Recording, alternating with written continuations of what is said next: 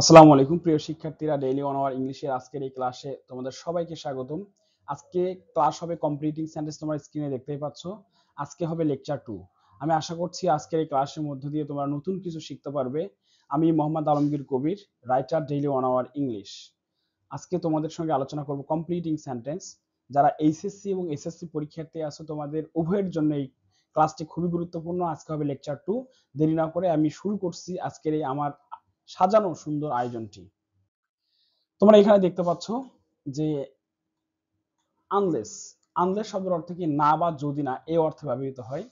তো এখানে কিছু কথা আছে, আমি একটি ইনকমপ্লিটিং সেন্টেন্স আছে, এই সেন্টেন্সটা আমাদের কমপ্লিট করতে হবে।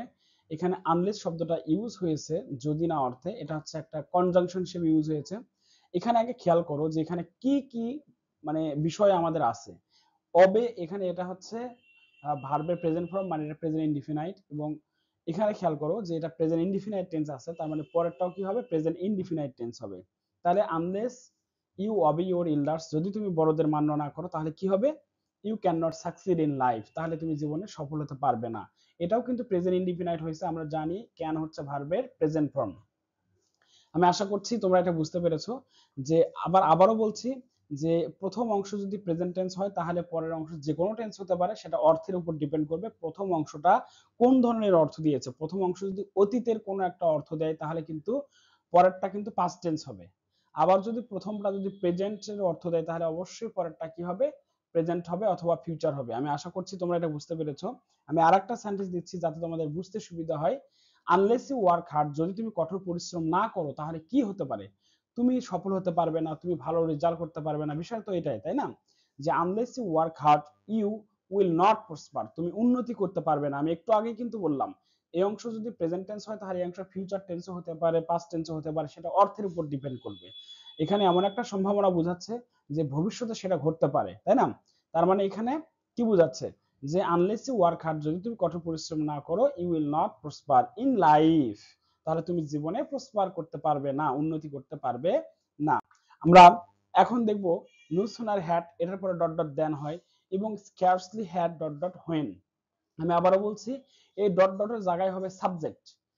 কখন সাবজেক্টের পূর্বে হ্যাড আসে আমি তোমাদের বলছি, এটা ইনভার্সনের ক্ষেত্রে। কিসের ক্ষেত্রে? ইনভার্সনের ক্ষেত্রে কিন্তু কি হয়? ইনভার্সন মানে স্থানান্তর। যখন অ্যাসার্টিভ সেন্টেন্সে অক্সিলারি ভার্ব কোথায় আসে? সাবজেক্টের সামনে আসে, এবং এমন কিছু অ্যাডভার্ব থাকবে যেমন স্কার্সলি, এমন কিছু অ্যাডভার্ব থাকবে যেগুলো নেগেটিভ অর্থ দিবে এবং সাহিত্যিক অর্থ দিবে, কখনো এমফেসাইজ মানে জোর দিবে বাক্যে, হ্যাঁ। সেই ক্ষেত্রে কিন্তু ইউজ হয় কি? সাবজেক্টের পূর্বে আসে হচ্ছে হ্যাড। তাহলে এই জায়গায় কি হবে? প্রথম অংশ নুসুনার হ্যাড যদি থাকে, প্রথম অংশ কিন্তু হবে পাস্ট পারফেক্ট টেন্স, পরে হবে পাস্ট ইনডিফিনাইট। তোমরা এখানে দেখতে পাচ্ছ স্ক্রিনে, আবার দেখো স্কার্সলি হ্যাড, তারপরে সাবজেক্ট, তার মানে সাবজেক্টের পূর্বে অক্সিলারি ভার্ব আছে এবং এসে অ্যাসার্টিভ সেন্টেন্স, তার মানে এটা ইনভার্সন। আমি আবারও বলছি এটা ইনভার্সন। আমরা একটা উদাহরণ দেখি। No sooner had, no sooner had the doctor gone, বলছে ডক্টর যেতে না যেতেই। এখানে অর্থটা কি হবে? ইমপেসাইজ মানে জোর দিবে, ডক্টর যেতে না যেতেই, ঠিক আছে, এরকম অর্থ হবে। The patient had, the patient died, বলছে ডক্টর যেতে না যেতেই প্যাশেন্ট বা রোগীটি মারা গেল। তার মানে এখানে জোর দিয়ে বোঝাচ্ছে ওই যেতে না যেতেই, এই কথাটা হবে। তোমাদের এই বিষয়টা একদম কনসেপ্ট ক্লিয়ার আছে। আমার লেখা বই পার্টস অফ ফিজিক্যাল গ্রামার তোমরা পাবে। 1 থেকে 50টা টপিক আছে, যেগুলো টপিকগুলো তোমার পরীক্ষার আগের রাত্রে সলভ করতে পারবা, তাহলেই তোমার পুরো গ্রামারটা রিভাইজ হয়ে যাবে। খুব অল্প পরিসরে কিন্তু খুব সুন্দর ব্যাখ্যা দেওয়া আছে পার্টস অফ ফিজিক্যাল গ্রামার। এই বইটা তোমরা সংগ্রহ করতে পারো। প্রি অর্ডার নিচ্ছি, তোমরা আমার সঙ্গে যোগাযোগ করতে পারো। তাহলে পরে আরেকটা সেন্টেন্স দেখা যাক। স্ক্যারসলি হ্যাড, এখানে কিন্তু দেখেন যে স্ক্যারসলি হ্যাড, এই যে হ্যাডটা সামনে হয়েছে, এই যে এটা সাবজেক্ট, তারপরে arrived the train, sorry, scarcely had he arrived the station, সে স্টেশনে পৌঁছাতে না পৌঁছাতে কি হয়েছিল আমরা একটু দেখি। Scarcely had he arrived at the station when the train left, বলছে সে মানে যখনই সে হচ্ছে কোথায়, যখন সে কোথায় পৌঁছালো, স্টেশনে পৌঁছালো, তখনই ট্রেনটি ছেড়ে গিয়েছিল। তার মানে ভাই এখানে যেতে না যেতে, আসতে না আসতে, পৌঁছাতে না পৌঁছাতে, এটা নির্ভর করবে এখানে কোন ধরনের ভার্ব আছে, তাই না? তো আমি আশা করছি তোমরা এটা বুঝতে পেরেছো যে আসলে স্কার্সলি হ্যাড এবং নো সুনার হ্যাড যদি থাকে তাহলে কিভাবে করতে হবে। স্কার্সলি হ্যাড থাকলে হবে কি? হোয়েন, আর নো সুনার হ্যাড থাকলে হয় দেন। কিন্তু যদি অ্যাডমিশনে কোশ্চেন আসে, যদি নো সুনার হ্যাডের এখানে যদি দেন না থাকে, অনেক ক্ষেত্রে হোয়েন হয়। যদি নো সুনার হ্যাডের পরে এই স্ট্রাকচারে যদি দেন না থাকে, একটু এটা ক্লিয়ার করে নিবে। হ্যাঁ, ওকে। ইট ইজ টাইম এবং ইট ইজ হাই টাইম শব্দের অর্থ কি? উপযুক্ত সময়। খুব গুরুত্বপূর্ণ একটা, এটাকে অক্সফোর্ড অথবা কেমব্রিজ গ্রামার অনুযায়ী বলা হয় সাবজাংটিভ। এই অংশের পরে সর্বদাই পাস্ট ইনডিফিনাইট টেন্স হবে। তাহলে আমরা একটা উদাহরণ দেখি, তাহলে বুঝতে সুবিধা হবে। ইট ইজ টাইম বলছে এটাই উপযুক্ত সময় কি করার? ইট is time we should change our schedule. তাহলে এটাই শিডিউল চেঞ্জ করার আমাদের উপযুক্ত সময়। প্রিয় শিক্ষার্থীরা, এখানে দেখো এই যে চেঞ্জড পাস্ট টেন্স হয়েছে, কারণ কি? এটা হচ্ছে কি বলছে? এটা হচ্ছে একটা সাবজাংটিভ। আর সাবজাংটিভ মুড আমরা জানি এটা এমন ধরনের একটা মুড অবস্থা বোঝায় যা পরবর্তী ভার্ব সর্বদা কি নাই? পাস্ট টেন্স নাই। ওকে, আমরা একটা উদাহরণ দেখি। যে এখানে খেয়াল করো, এখানে কিন্তু আমরা একটা সেন্টেন্স তৈরি করেছি।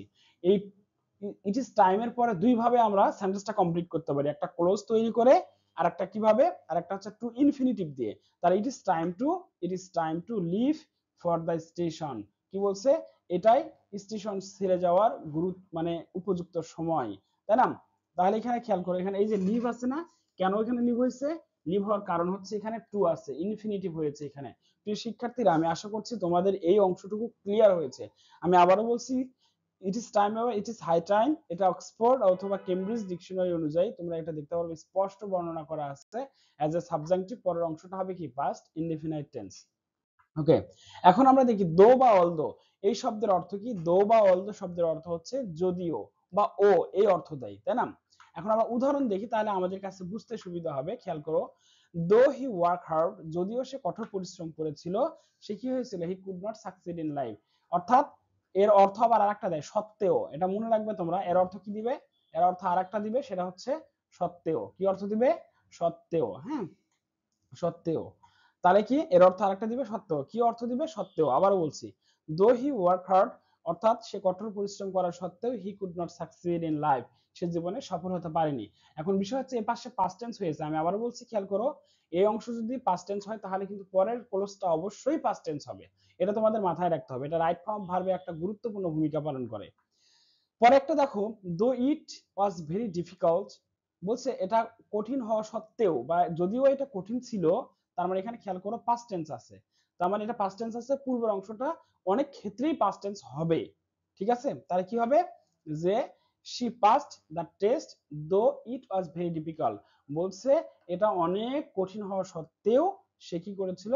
পরীক্ষায় পাশ করেছিল বা উত্তীর্ণ হয়েছিল। প্রিয় শিক্ষার্থীরা, আমি আশা করছি এই অংশটুকু তোমাদের ক্লিয়ার। এখানে খেয়াল করো তোমরা, প্রোভাইডেড বা প্রোভাইডিং দ্যাট, এই সকল শব্দের অর্থ কি দেয়? যদি। এটা কি অর্থ দেয়? যদি, অর্থাৎ কন্ডিশনাল সেন্টেন্স। এটা সাধারণত ফার্স্ট কন্ডিশনাল সেন্টেন্সে ব্যবহৃত হতে পারে, সেকেন্ড কন্ডিশনে ব্যবহৃত হতে পারে।